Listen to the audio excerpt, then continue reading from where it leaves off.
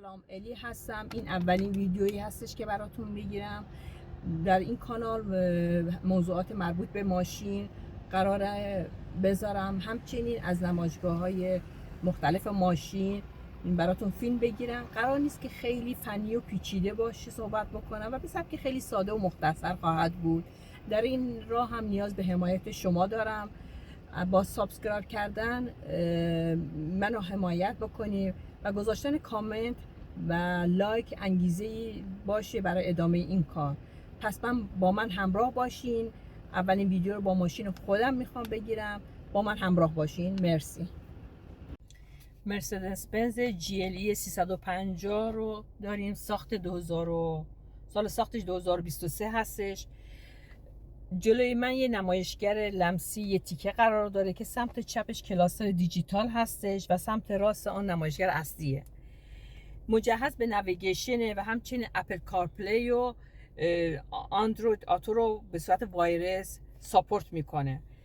اینجا هد آپ دیسپلی رو داریم که نویگیشن و سرعت ماشین رو نشون میده و در اینجا هم کاربون فایبرز کار برده شده و این قسمت نورپردازیش هستش که در شب هم بهتر دیده میشه. رنگای مختلفی داره و دکمه های فیزیکیش اینجا که سیستم هوا رو قرار داره. سیستم هوا رو میتونیم تغییر بدیم. در اینجا هم اینجا هم وایرس شارژر هستش و 2 تا USB-C قرار داره. 2 تا کاپ هولدر هستش و این قسمتش هم این تاچ پدشه. قشنگ اینجا میتونیم ماشین رو، هر قسمتی از ماشین رو میخوایم تاچ بکنیم از این قسمت میتونیم استفاده کنیم، یا در این قسمت هم میتونیم مثلا این نویگیشنش هستش یا برگردیم اینجا. این کاربردی تره. اینجا هم قسمت تاچش هستش که راحت میتونیم همه جا رو.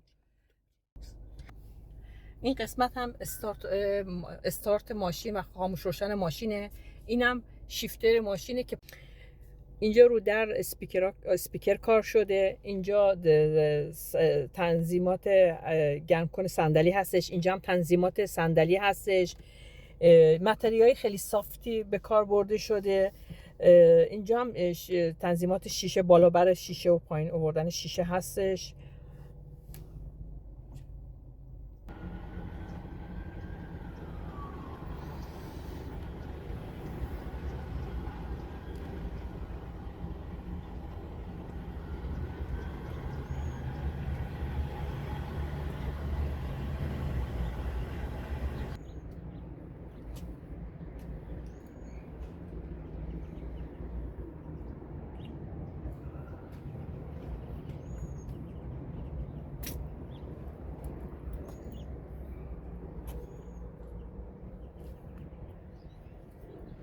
دریچه تنظیم هوا رو داریم. اینجا این قسمت هم 2 تا USB-C داریم و یه دونه برق 115 هم داریم برای کامپیوتر یا کاری که برق آدم لازم داشته باشه. این فضایی که منم نشستم خیلی فضای فاصله خیلی خوبیه. قشنگ راحت میتونین اینجا بشینین و فاصله خیلی خوبی هم داره برای نشستن.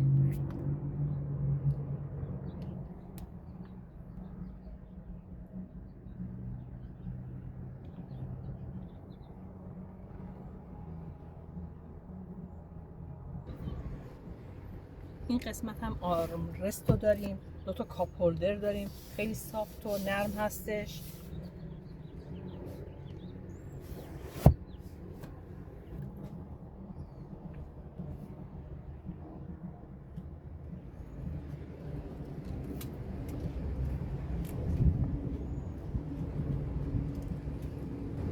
رینگای ماشین 20 اینچیه از نوع AMG هستش.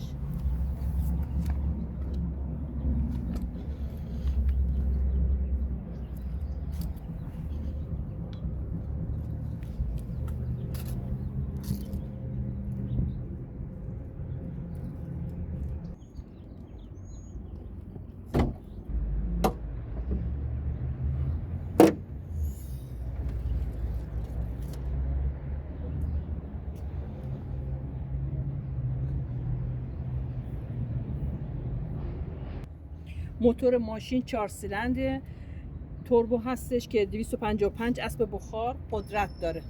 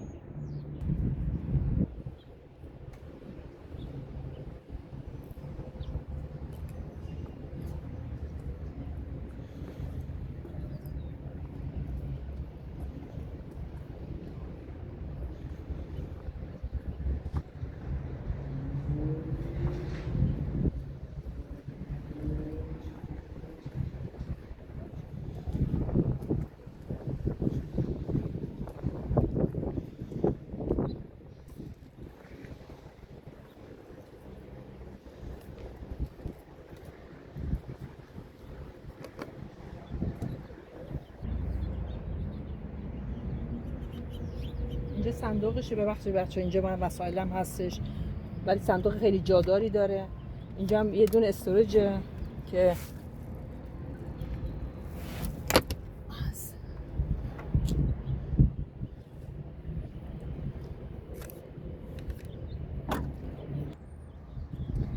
امیدوارم که از این فیلم خوشتون اومده باشه. اگه عیب ایرادی داشته باشه به بزرگی خودتون ببخشید.